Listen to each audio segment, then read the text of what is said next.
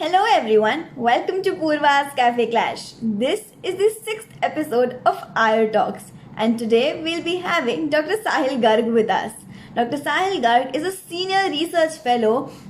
He has been researching at the Central Ayurved Research Institute of Cardiovascular Diseases, New Delhi. He has also been practicing in the field of male infertility and chronic disorders in Delhi itself. Today, he'll be talking about obesity. Let me just add Dr. Sahil Garg with us. Sir. हाँ, बताइए कैसे हैं आप। मैं ठीक हूँ sir. Thank you so much for joining me. Welcome welcome welcome, आपका भी शुक्रिया कि बड़े दिनों बाद हमें मिलने का मौका मिला इस एक नए बिल्कुल सर. टॉपिक को लेकर। जी सर. सर तो आज का हमारा टॉपिक है ओबेसिटी. तो ओबेसिटी किस चीज को कहते हैं? What exactly is obesity? क्या है ये?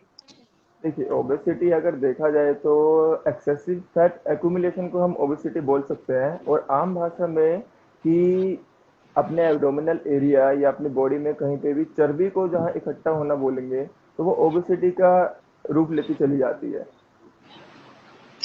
तो इसके कारण क्या क्या होते हैं जिससे हम इसका कारण ओबीस देखिए, कहलाते हैं? मॉडर्न के अकॉर्डिंग देखें तो इसके कई कारण हैं, जैसे कि जेनेटिक डिसऑर्डर भी हो सकता है। आज के टाइम में हार्मोनल कुछ इश्यूज रहते हैं लोगों को, जैसे हाइपोथायरॉयडिज्म आपने देखा होगा, और कुछ का बैड हैबिट्स रहती हैं कि फूड हैबिट्स खराब हैं उसकी वजह से, या फिर जैसे डायबिटिक हुआ या हाइपरटेंसिव हुआ, उनका लॉन्ग टर्म मेडिकेशन चलता है, या स्टेरॉइडल कोई इफेक्ट बॉडी पे जब आता है। तो ये क्या हो गया, मॉडर्न का एक पॉइंट ऑफ व्यू हो गया कि उसमें हेरिडिटरी हो गया, अपना मेटाबॉलिक हो गया, मेटाबॉलिज्म सही नहीं है बॉडी का, पचा नहीं पा रही है, तो वो हो गया। ऊपर से क्या होता है आज के टाइम में खाने पीने में, क्या होता है मीठा ज्यादा खाना, पकोड़े, तली हुई चीजें, इसका ज्यादा आजकल लोग सेवन करते हैं। तो ये आयुर्वेदिक पॉइंट ऑफ व्यू हो गया कि गुरु स्निग्ध ये चीजें खाने में क्या होता है, पाचन शक्ति कम रहती है तो ये पचा नहीं पाती है, और फिर वो उस ओबेसिटी रोग की तरफ जाता है वो सारा। तो सर वेट गेन जब होता है ये ओबेसिटी का रूप कब ले लेता है? ओबेसिटी का रूप जैसे लेता है ना, तो उससे पहले क्या है, व्यक्ति को थोड़े सिम्टम आने लगते हैं। जैसे उसको लिथार्जी फील होगा, आलस लगेगा उसको, या उसके एब्डोमिनल एरिया के आसपास चर्बी का इकट्ठा होना स्टार्ट होगा, या एक्सेसिव स्वेटिंग होगी। और उसको पता करने में क्या होता है, लेट होता है, वो धीरे धीरे तब्दील हो जाती है मेन बीमारी। और जब उसको समझ में आता है कि अब मेरा वेट गेन हो रहा है और कंट्रोल नहीं हो पा रहा है, तो बड़ी एक दुविधा उसके सामने हो जाती है। तो इसको कैलकुलेट अगर करना है पेशेंट को खुद से, तो उसमें बीएमआई एक ऑप्शन है कि वो कोई भी पेशेंट अपना कर सकता है। ठीक है ना। तो उसमें क्या रहता है, अपना वेट को किलोग्राम में और हाइट को मीटर स्क्वायर में लेना होता है, weight by height metre square. तो उसको प्रोपोर्शन निकाल के जब हम देखते हैं तो 25 अबव अगर आता है या इक्वल आता है तो वो ओवर वेट की तरफ जाता है, और 30 से अबव या इक्वल आता है तो वो ओबीज की तरफ जाता है। तो ऐसे लोग अपने आप भी निकाल के देख सकते हैं कि अपना वो कहाँ स्टैंड करते हैं। तो ये हमारे सभी व्यूअर्स के लिए एक घरेलू चीज है कि आप ट्राई करिए कि कैसे अपना देख सकते हैं कि आप उस फ्रेम में आ रहे हैं या नहीं आ रहे हैं. तो जब एक इंसान ओबीस होता है तो किस टाइप के कॉम्प्लिकेशंस फेस करने पड़ते हैं? देखिए, ये ऐसा है, ओबीज का कॉम्प्लिकेशन से काफी काफी अच्छा संबंध है। एक तरह से कॉम्प्लिकेशन ओबेसिटी लेके आता है और ओबेसिटी कॉम्प्लिकेशन। अभी क्या होता हाँ. है, पेशेंट कुछ भी बीमारी होती है उसको मेडिकेशन पे आता है, मेडिकेशन पे आने के बाद फिर वो ओबेसिटी की तरफ जाता है, ओबेसिटी आ गई तो फिर ऑटोमेटिकली वो रिवर्ट होती है। तो उसमें क्या होता है कि कार्डियक इश्यूज जितने हो गए अपने हार्ट से रिलेटेड, डायबिटीज हो गया, एक वो हो गया, ठीक है, जॉइंट डिसऑर्डर काफी हो जाते हैं।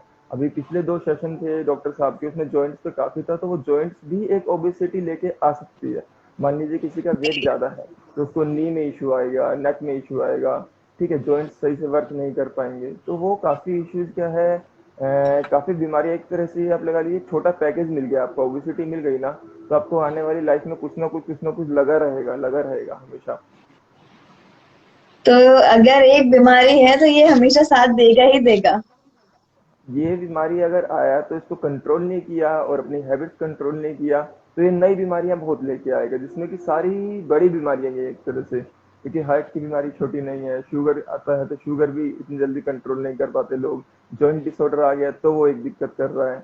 तो काफी सारी इनफर्टिलिटी भी एक इशू है जो ओबेसिटी से रिलेट कहीं ना कहीं करता है। फीमेल्स में आजकल पीसीओएस है, तो वो भी एक उससे रिलेट करता है। तो ओबेसिटी को कहीं कंट्रोल करना काफी जरूरी है अगर आप बचना चाहते हैं कहीं अपने कॉम्प्लिकेशन से। जी सर। सर मॉडर्न साइंस में तो काफी सर्जरीज वगैरह होती ही है इससे रिलेटेड, बट सर आयुर्वेद में इसका क्या सोल्यूशन है? देखिए, सबसे पहले तो कोई भी बीमारी होती है तो उसका सॉल्यूशन है कि किस वजह से वो बीमारी हो रही है उसको छोड़ना।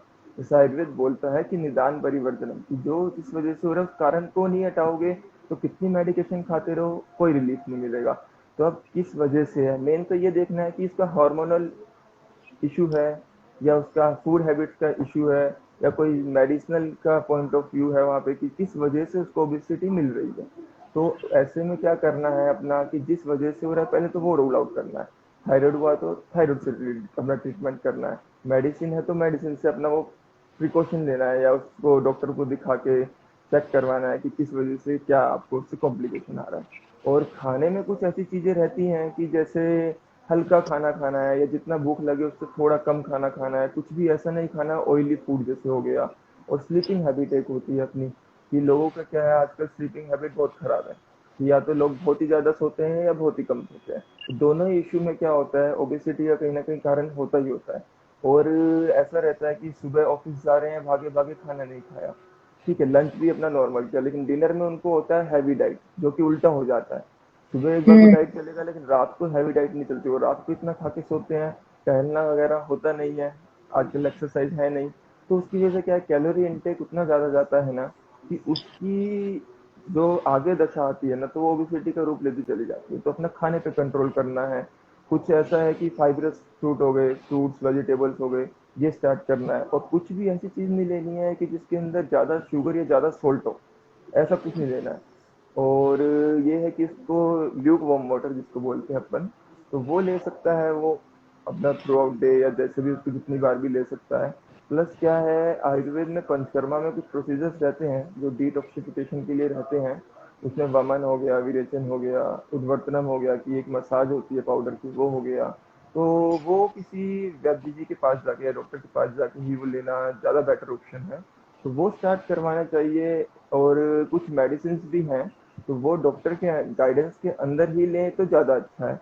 लेकिन ये है कि अपने आप से कुछ ना करें, ठीक है ना। जी सर। सर आपके साथ में कभी ऐसा हुआ है कि आपके पास में ऐसा कोई पेशेंट आया हो जो obese हो, फिर आयुर्वेदिक ट्रीटमेंट से वो वापस से अपनी नॉर्मल लाइफस्टाइल में आ गया हो? दिल्ली में पिछले 2 सालों में मैंने 2 बार ओबेसिटी पे कैंप किया है, सिर्फ ओबेसिटी पे। और मोर देन 300 एक कैंप में देखे हैं। लेकिन उन 600 पेशेंट्स को हम क्या करते हैं, मेडिसिन नहीं देते वहाँ पे, उनको डाइट और जिस वजह से हो रहा है वो कारण रूल आउट करके उसका ट्रीटमेंट। तो एक पॉइंट ऑफ व्यू बिल्कुल अलग रह गया, अभी डाइट मेंटेन किया उनका, जिस वजह से हो रहा है वो रूल आउट करके उनको बताया। तो उसमें क्या है कि मोस्टली पेशेंट का तो मिनिमल तो कुछ ना कुछ जाता है, लेकिन कईयों को काफी अच्छे भी रिजल्ट आए हैं। तो ऐसा भी बोला है कि मंथ में 5-5 किलो भी गया है, जिसमें कि मेडिसिन की जरूरत नहीं पड़ी थी उस टाइम तक। तो ओह। ये है। हाँ।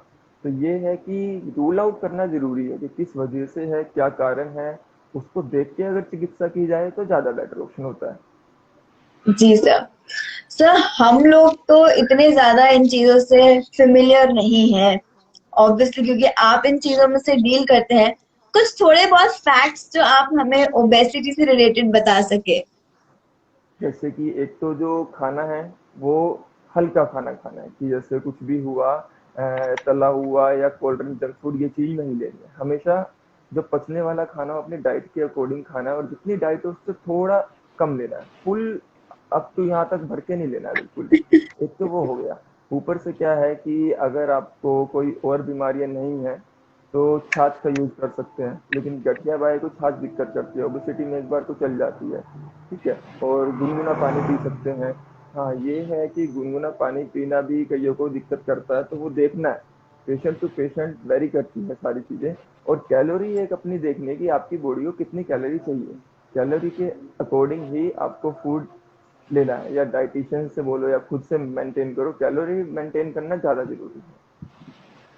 जी सर। सर मुझे आप ये बताइए, मैंने ऐसा कई बार सुना है लोगों से कि पानी के अंदर शहद मिला के लेना बहुत अच्छा रहता है और ये हमको हमारा वजन घटाने में भी काफी हेल्प करता है। क्या ऐसा होता है सर? देखिए, शहद का काम लेखन का रहता है, लेकिन जो पानी गर्म के अंदर शहद डाला ना, वो उन्होंने विपरीत कर दिया पूरा। मतलब जो करना चाह रहे थे वो तो किया ही नहीं, और अपनी कुछ आफत मोल ले ली, क्योंकि शहद को आयुर्वेद में लिखा है कि किसी भी गर्म चीज के साथ या गर्म करके नहीं खाना होता। तो आजकल तो लोग सुबह उठते ही गर्म पानी में नींबू निचोड़ते हैं और शहद डाल के पीते हैं, तो वो बिल्कुल गलत है। वो करना बंद करना चाहिए अपने आप से। और कुछ ऐसी डिशेज भी बनने लगी है आजकल जिसको हनी यूज करते हैं, जिसमें जैसे हनी चिली पोटैटो टाइप में ऐसी काफी चीजें मार्केट में भी अवेलेबल है, इसमें हनी का तड़का लगाते हैं वो लोग गर्म करके। जी। तो ऐसी चीजें भी नहीं खानी। और ये सारी चीजें क्या होती है, 5 स्टार होटल में अच्छे से मिलती है, लोग खाते भी हैं, फिर उनको समझ में नहीं आता कि क्या हो रहा है। तो हनी का कुछ भी गर्म के साथ संयोग विपरीत है, मना है बिल्कुल। अच्छा, और जो गर्म पानी में नींबू का रस डाल के लेते हैं, क्या वो भी गलत होता है या वो वो सही है? वो एक बार को चल जाए, लेकिन शहद का बिल्कुल नहीं चलेगा। शहद को गर्म के बिल्कुल। साथ बिल्कुल लेना ही नहीं। और उसके साथ साथ ये है कि कुछ फिजिकल एक्सरसाइज अगर कर सकते हैं लोग तो वो करें, लेकिन उसमें भी क्या है, जॉइंट वालों को ध्यान देना है कि पता चला बैक का इश्यू है और कर लिया एक्सरसाइज तो दिक्कत होगा। तो उसमें क्या है, जैसे सूर्य नमस्कार हो गया, पवन मुक्तासन हो गया, सर्वांगासन हो गया, हलासन हो गया, ये सारे क्या है, योगा इंस्ट्रक्टर के गाइडेंस के अंदर या आपको आते हैं प्रॉपर तो ये भी करेंगे तो उससे भी क्या होता है, बॉडी का मेटाबॉलिज्म भी अच्छा होता है, कैलोरीज बर्न करने में भी हेल्प करता है, मसल्स की टोन अच्छी बढ़ती है। तो वो भी हेल्पफुल रहेगा उन लोगों को। सर, तो एक आइडियल ओबीस इंसान का रूटीन क्या होना चाहिए? अपना जैसे सुबह अपना टाइम से उठना, पहले तो उठना और सोना बिल्कुल टाइम से होना चाहिए। ये नहीं कि रात को 2 बजे सो रहे हैं और सुबह 11 बजे उठ रहे हैं, वो हो जाता है अलग। तो सोना उठना एक मेंटेन अपना होना चाहिए। ठीक है, कुछ अगर कर सकते हैं अपनी बॉडी के लिए, निकाल सकते हैं कि आधा घंटा निकाला या 20 मिनट निकाला, तो कुछ ना कुछ फिजिकल एक्सरसाइज अपनी रेगुलर लाइफ में अपना जोड़ लो उसको। खाना जब भी खाएंगे तो लिमिटेड अमाउंट की, ये नहीं कि 10 रोटी की भूख है तो 10 की 10 खा ली, 5 की है तो 4 खाए, 4 की है तो 3, थोड़ा कम करके खाना। ठीक है। और मील्स को इतना मत लो हैवी एक बार में कि पूरे दिन में सिर्फ एक ही मील चल रहा है, लेकिन वो भर के चल रहा है। 2-3 मील लो अपना, और लिमिटेड मील लो, और उस मील में भी ऐसी चीज लेनी है जो आपको डाइजेशन में इश्यू ना करे। जी सर। सर, मुझे एक चीज आपसे ये जाननी है, अभी जैसे सब जगह कोरोना इतना ज्यादा फैला हुआ है, बॉम्बे, दिल्ली, इंदौर, कोई भी जगह आप ले, कोई भी जगह इस बीमारी से बची नहीं है। तो क्या ओबीस लोगों को भी ये बीमारी बहुत इजीली हो सकती है? हाँ, देखिए अभी क्या है, नई नई रिसर्चेज आ रही है। तो अभी 14 जून को एक रिसर्च आई थी, उसमें उन लोगों ने ये मेंशन किया था कि ओबीज और ओवरवेट के कितने चांसेस इंक्रीज हो जाते हैं कोविड से उनको पॉजिटिव होने के। तो उसमें उन्होंने बताया है कि 44% चांसेस ओवरवेट के और 97% चांसेस ओबीज के उतने इंक्रीज हो जाते हैं। मतलब कि क्या है, वो जो मैं पहले बोल रहा था कि ओबीज व्यक्ति को कोई भी बीमारी मिल सकती है, तो वो ये है कि कोविड भी उनको होने के चांसेस ज़्यादा इसी वजह से हो जाते हैं कि उनका सिस्टम सही वर्क नहीं कर रहा है अंदर। तो अभी ये रिसर्च ये शो करती है।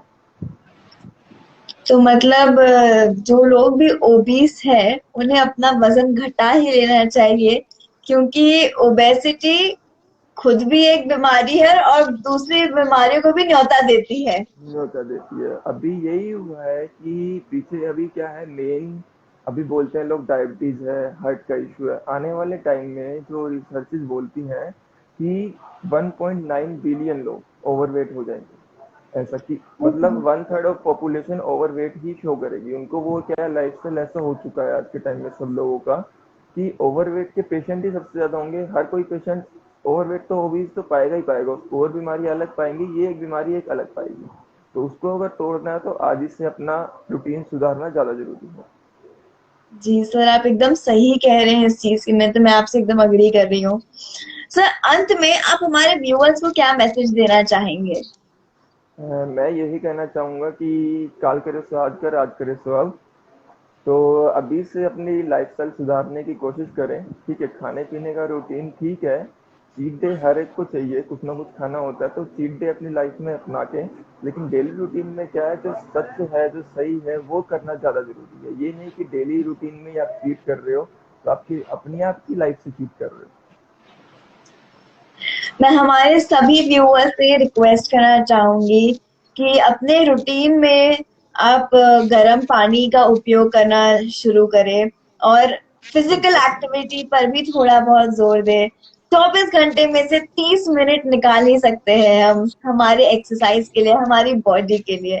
तो मैं सबसे यही रिक्वेस्ट करूंगी। Thank you so much sir for joining me and thank you so much इतना सब हमको नॉलेज देने के लिए। थैंक यू, आपका भी बहुत बहुत शुक्रिया ये प्लेटफॉर्म देने के लिए और लोगों तक मेरा मैसेज पहुंचाने के लिए। आशा है कि फिर मिलते रहेंगे। बिल्कुल sir, thank you so much. Thank you. Thank you so much for watching me.